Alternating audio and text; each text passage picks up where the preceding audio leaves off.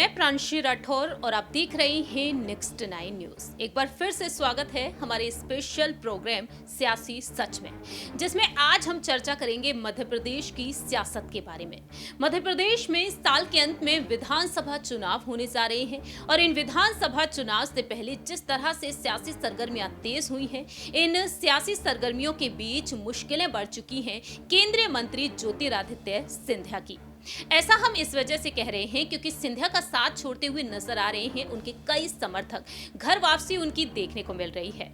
आपको बता दें कि कुछ दिन पहले ही बैजनाथ सिंह यादव ने सिंधिया का साथ छोड़ दिया और वह कांग्रेस में शामिल हो गए। वहीं उनके बाद रवि यादव उनका साथ छोड़ दिए और 30 जून के बाद वह अपना अहम फैसला सुनाएंगे कि आखिरकार वह कांग्रेस में वापसी करेंगे या फिर उनका फैसला कुछ और होगा। लेकिन तीसरी ही तरफ देखा गया कि राकेश गुप्ता ने भी सिंधिया का साथ छोड़ दिया और बीते कल ही उन्होंने कांग्रेस की सदस्यता ग्रहण की है।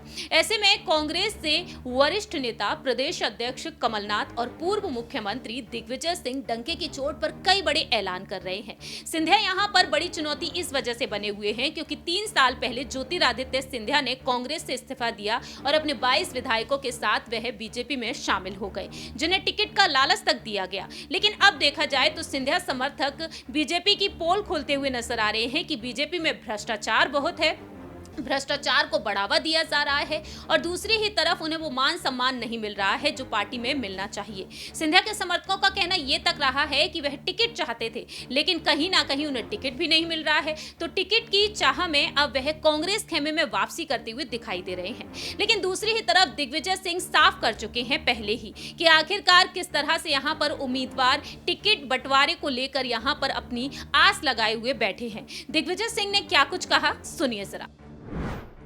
ना, लेकिन कांग्रेसी खुद समझ जाओ भैया, एक ही बात है कि लड़ो मत, डरो मत और लड़ो मत। उम्मीदवार इतने खड़े हो गए हैं कि मुसीबत हो रही है, किस किस को समझाएं किस किस को नहीं समझाएं। तो हमने तो कह दिया कि हमारे कमलनाथ जी सर्वे सर्वा, उनका जो सर्वे है वो पत्थर की लकीर है भैया, उसी के हिसाब से टिकट मिलेगा।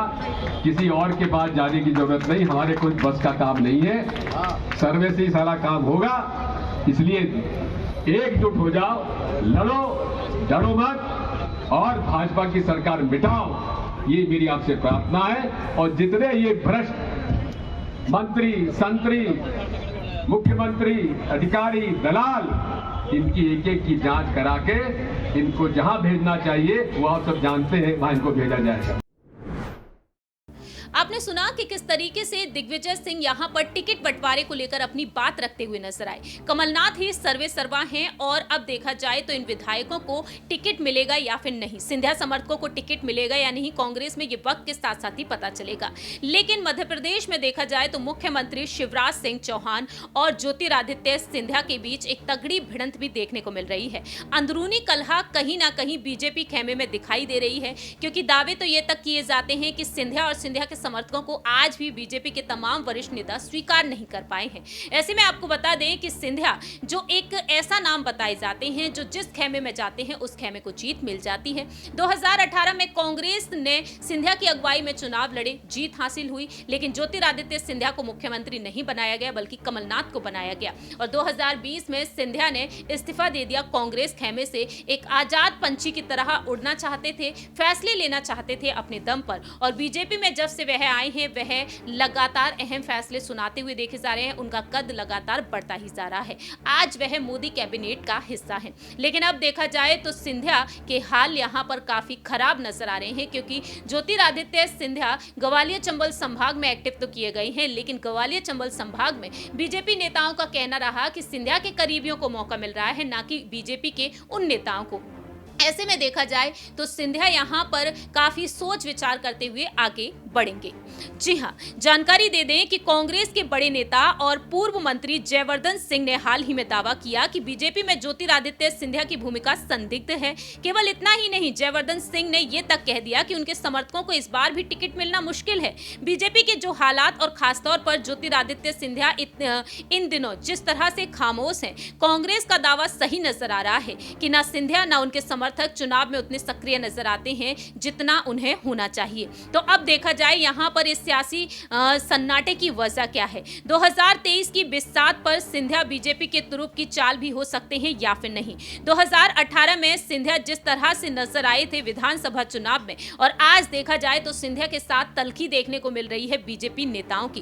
कांग्रेस की जीत का पोस्टर बॉय बीजेपी में आकर पोस्टर तो क्या कार्यक्रमों में भी नजर नहीं आ रहा है। सिंधिया छोटे बड़े हर कार्यक्रम में एक्टिव होते हैं, लेकिन हर कार्यक्रम से नदारत और सिर्फ ग्वालियर चंबल संभाग में सिमटे हुए नजर आते हैं। तो कांग्रेस के दावे कहीं ना कहीं सच होते हुए नजर आ रहे हैं। सिंधिया और उनके समर्थकों का भविष्य डूबता हुआ दिखाई दे रहा है। इस अफरा तफरी के बीच सिंधिया सिर्फ और सिर्फ ग्वालियर चंबल पर ही सिमटे हुए दिखाई दे रहे हैं। सिंधिया को साइडलाइन करना या बैकफुट पर लाना बीजेपी की माइक्रो प्लानिंग की एक बड़ी चाल है।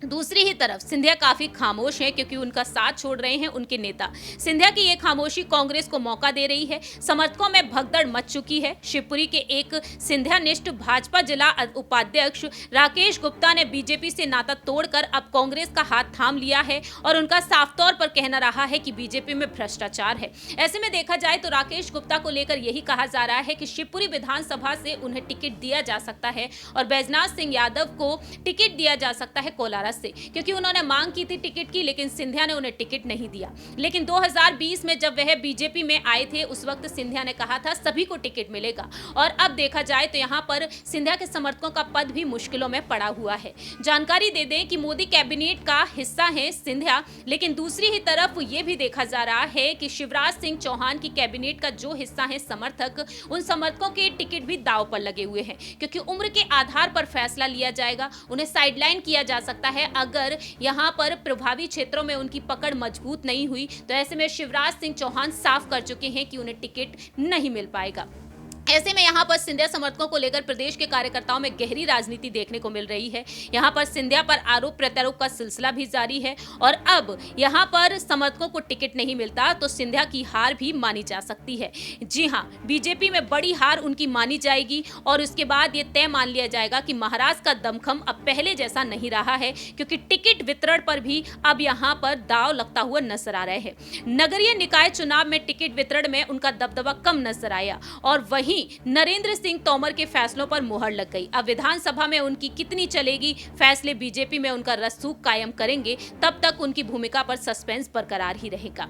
लेकिन सिंधिया को लेकर ये दावे भी किए जा रहे हैं कि 2028 में जब विधानसभा चुनाव होंगे तो बीजेपी खेमे के पास सिंधिया के अलावा कोई बड़ा चेहरा नहीं है सीएम पद की दावेदारी के लिए। फिलहाल तो सीएम शिवराज सिंह चौहान को ही आगे किया जाएगा सीएम पद की दावेदारी के लिए, और पीएम मोदी के चेहरे पर ये चुनाव लड़े जा सकते हैं। देखते हैं क्या वाकई में सिंधिया को सीएम पद की दावेदारी के लिए आने वाले समय में आगे किया जाएगा या फिर नहीं। फिलहाल तो वह दिल्ली की सियासत से लेकर मध्य प्रदेश की सियासत में एक्टिव हैं। आपकी क्या कुछ राय प्रतिक्रिया है ज्योतिरादित्य सिंधिया को लेकर, ये आप कमेंट सेक्शन में बता सकते हैं। फिलहाल के लिए हम चलते हैं, बाकी की तमाम अपडेट्स के लिए आप देखते रहिए नेक्स्ट 9 न्यूज।